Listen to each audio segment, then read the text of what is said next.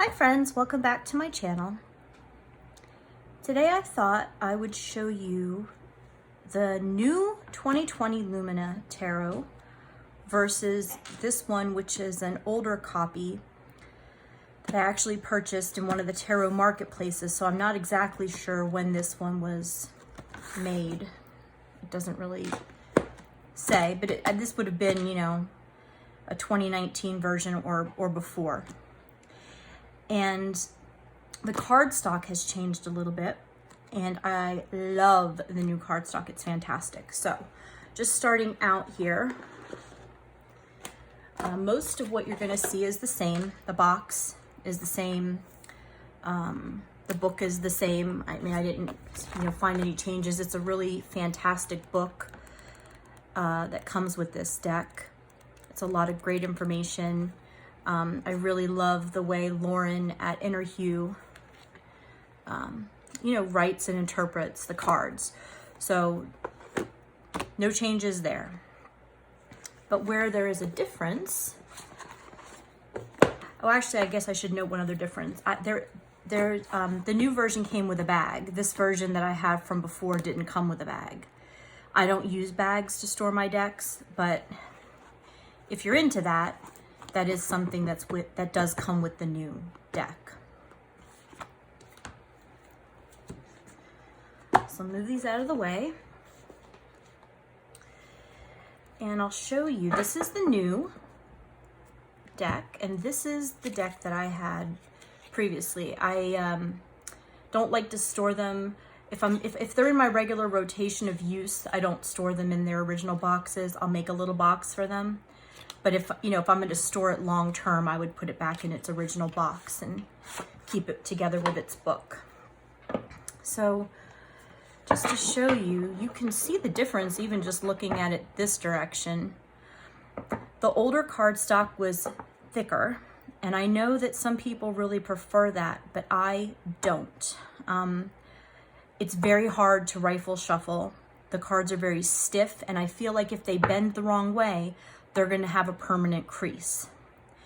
The new cardstock is still a beautiful matte finish. Both of the decks, the cards have a beautiful matte finish. It's not rose petal. I wouldn't really call it rose petal. It's just a true matte, and it's gorgeous. And the new deck still has that. It still has that gorgeous finish, but the cardstock is just much, much more flexible. And it's a little bit thinner. So it's like, to me, like they're both very heavy, high quality cardstocks. I think we need to stop assuming that thinner cardstock is lower quality, because that's absolutely not the case. There are some absolutely fantastic thinner stocks that are beautiful, that bend, that are resistant to creasing if you happen to catch them the wrong way. And the colors are still beautiful, and they're still very high quality. I rifle shuffle, so I want a deck. I want a cardstock that I can shuffle. I can't rifle shuffle this very easily. It's really difficult for me. This one I have no problems with. It's fantastic. But you can see there's, you can see the difference in the thickness. But as far as the colors go, I mean, I really don't notice any difference in the quality of the printing at all. I mean, it's just amazing. The colors on this deck are truly stunning, and the illustrator's use of the black and white versus color is just fantastic. So both are gorgeous.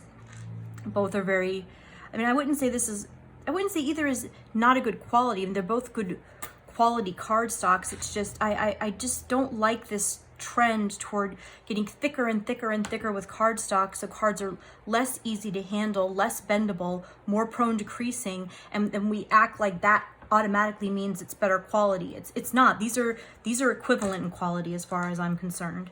This one's just a heck of a lot easier to work with. I'm not going to do a full walkthrough or anything like that of this deck, because there are already walkthroughs that exist. But this deck is really stunning. I feel like it really hits my intuition. I mean, it really does spark my intuition, and I think that's fantastic. My really only complaint about this deck is the copyright on the front. I really hate that. It is just,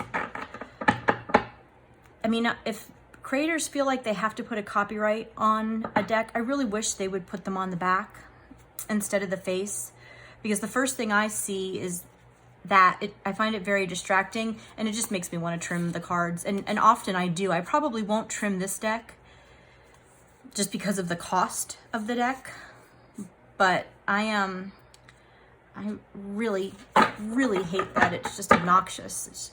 Ugh. Anyway, that's my only complaint. So I'll show you how nicely these bend and shuffle. They're really beautiful. And the bridge, really beautiful as well. So again, you know, aside from the thickness, I don't really see any difference. These are just a lot more stiff and just don't bend as nicely. And I do feel like if you happen to catch them the wrong way, that's gonna leave a permanent crease. Whereas these have much better flexibility. You can bend them damn near in half and there's no crease left. They snap back perfectly. I hope that this has been helpful.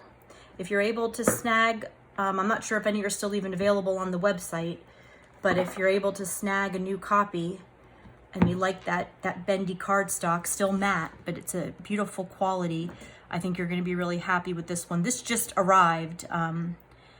I waited a really long time. I ordered it back in March, and due to COVID and shipping delays and you know, everything being what it is, it took a long time to arrive, but it was worth it, because what I'll do now is I'll either sell this copy, or at the very least I'm just going to put it away. This one's going to go back in its original box, and I'll make this box is a little bit big for it, so I'll either find a way to make it, you know, fit a little more snugly, or I'll just make a new box for it. And yeah. If you have any comments, please leave them below. If you could, please subscribe to my channel and like my video. I would appreciate that. And if you haven't dropped by my Instagram, please come check me out over there, crossroads.cardslinger. I do daily draws, post a little bit of this and a little bit of that. Thanks for coming by my channel, and I hope you have a wonderful day.